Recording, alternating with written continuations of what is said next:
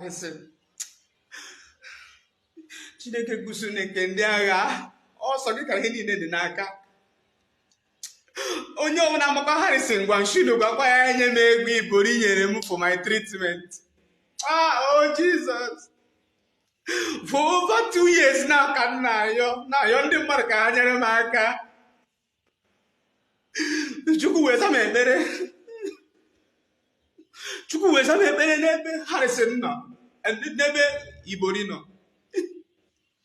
Ka Ibori wepụta ego, were ego wee nye Harrison. The worst mistake m mere bụ ikweta na m onye we Harrison. Maka na ọ sị na Ibori sị na Harrison bụ nwanne ya, not from the same side, and no human rights activist. O were ego wee nye ya ka o help m. Ị ma asị ise nyere ego Harrison ego, Harrison afụbeghị m anya ka ọ mara my condition. Di ya mana otego aka m tabara afọ. Otego aka m tabara afụfụ. Wee na-anyụ Chineke ka o mere m ebere. Chineke wee mere m ebere. Wee wepụtara m Ibori.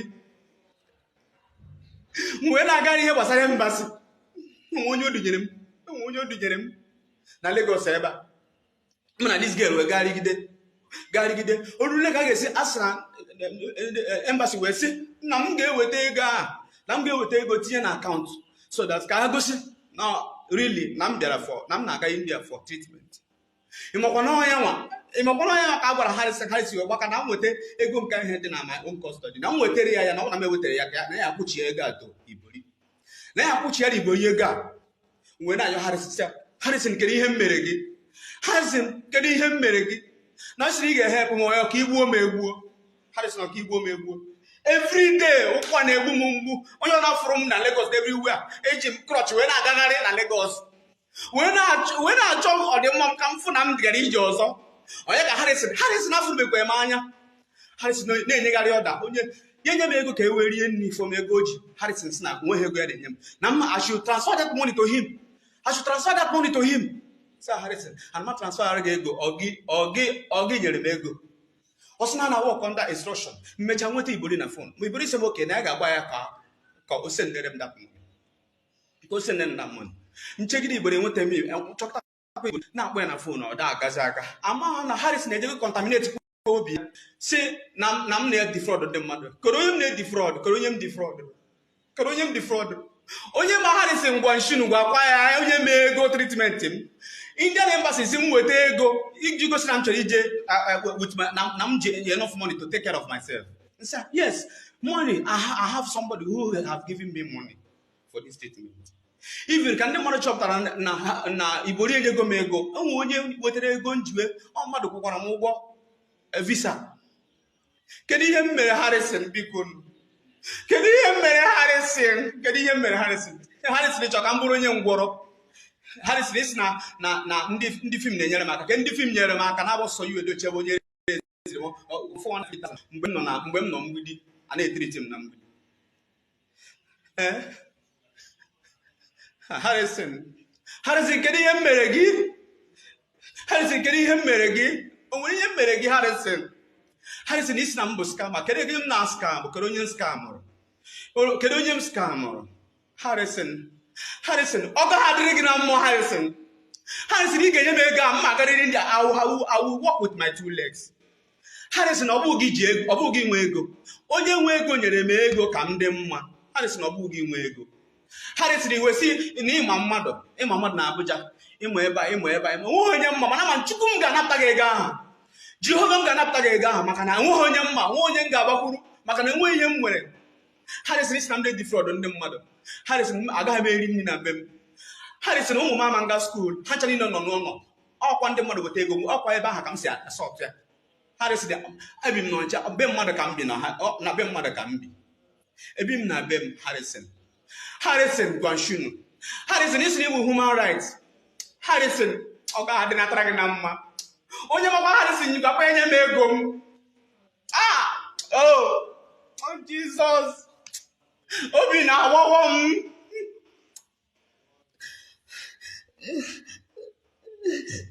Aga m apụli apụ. Mkpụ apụ na-aga. Ihe a na-ebuzi m mgbu n'aka nna abụọ. Harrison Harrison, Obuni Mega. Harrison, Obuni Mega. Heaven Ganataga. Heaven Ganataga. Heaven Ganataga. Oh, yeah, Harrison Jaburundi. Contaminate. Now, Bonya and Ambono John. Can you come see Bruno Harrison? Harrison, but he raised him. He raised him. He raised him. 102,000. I can't raise him. He raised them.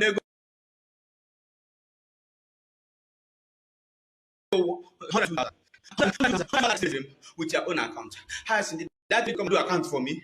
Did I say it? And when you, I can't know when they can. Harrison getting him. Harrison getting him. Harrison for over 2 years, Naga began here. Harrison, a fork.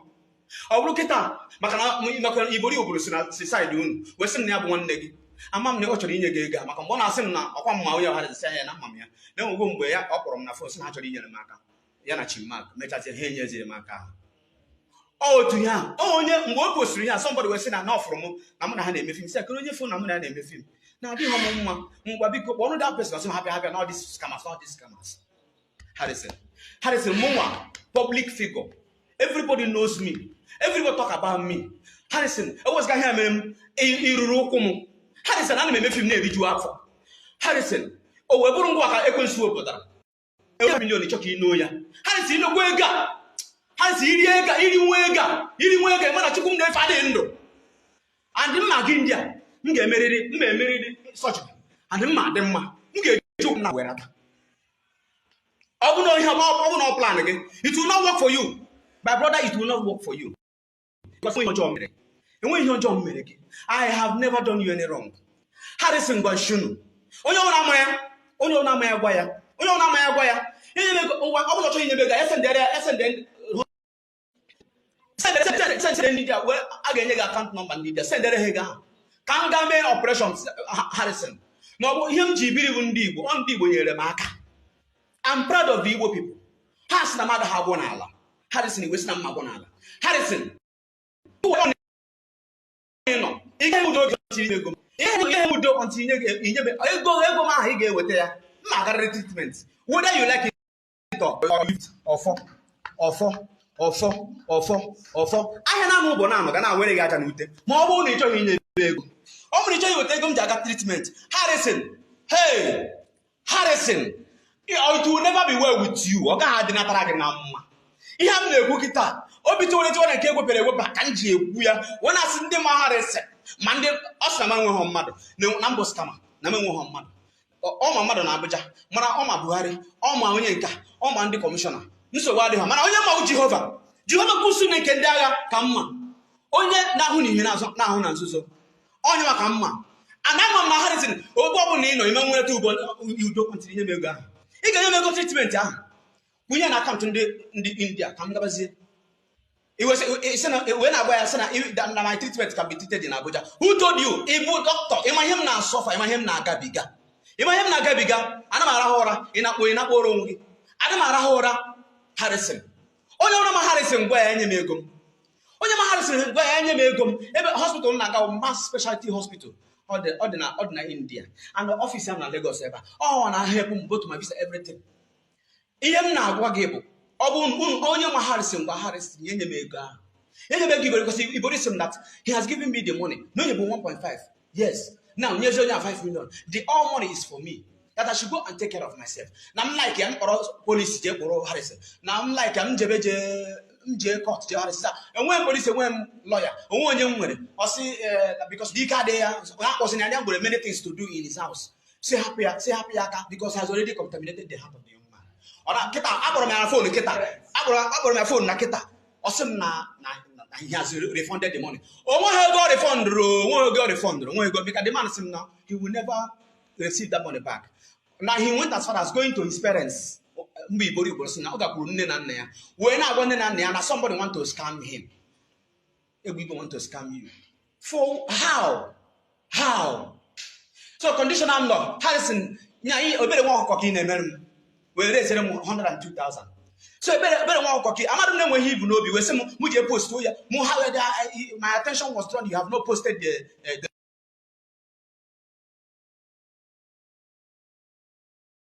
relation. He will improve. I don't know okay, because I don't know how come.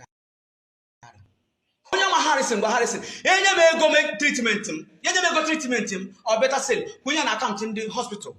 Have your account in the hospital. Let me go and do my surgery and get myself and walk with my legs. No go to take a sick him. Or problem, and I want you say, I want your problem carry. I want your carry problem. Onye ma Harrison abiko ya gbere ga anyem onye ma Harrison were ya gwa ya were ga anyem onwe presidents all my commissioners all my ndị ugwu ma ndị nta enweghị onye mma Jehova ka mma onye ọ na ma Harrison dịka m na-eti mkpu ata onye ma Harrison gwa ya na commissioner awo ndị we chuweke ọ ihe mere de ji benwa aga m egbu onwe m na m fụrụ onwe m in this particular condition. Aga m egbu onwe m. Onye ọ na-ama Harrison gwa Harrison ya were ego nye m. Ya were ego m nye m o. Ha. Harrison were ego m nye m o. Harrison nye m ego m. Enwekwa ihe m mere gị. Atabego m umeji gị. Enwekwa ihe m mere gị. Na enwekwa ihe m mere gị. Were ego aha nye m. Since ihe ha mere m. Since you never requested my presence. You had to go. Where you go, can you send the back? Who will send the can you send the Madanian? Can you send the Madanian? And you good instruction more for instruction of mother. He already declared that when you go make up, no, you go make up, and that money is not coming to him again. That I should go and take care of myself. Otako Hamon Bicon, Umuibo. Mandi Yoruba, and Sunday for an island in your go make up. Oh, mother, chop and name make up. Some Nigaba, I have one embassy. Mmadụ kwuru m ụgwọ onye m na-aga eso eje mmadụ kwuru ụgwọ ya si m karịgo na ọ dịworo m na mma Harrison nke nyere ego Harrison chọọ iri ego m ya onye ma Harrison gwa Harrison ya tinyere m ego m na Zenith akaụntụ m 2000 898049 ọ ya bụ posturu ndị mmadụ all this while ọ ya bụ ihe m na ọ ya bụ akaụntụ m na-ese ndị another account. Harrison nye m ego m Harrison gwashinu nye m ego m enwe ihe mere gị onwere ihe mere gị biko gbaghara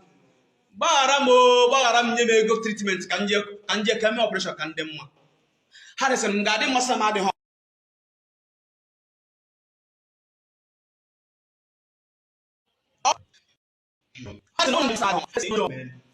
mona ọ na ma adị mma ngwa na asị na m dị Harrison ihe m ga-emekwa go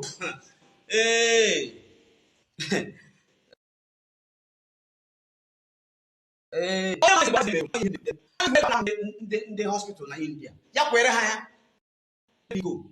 Let me go and take care of myself. Like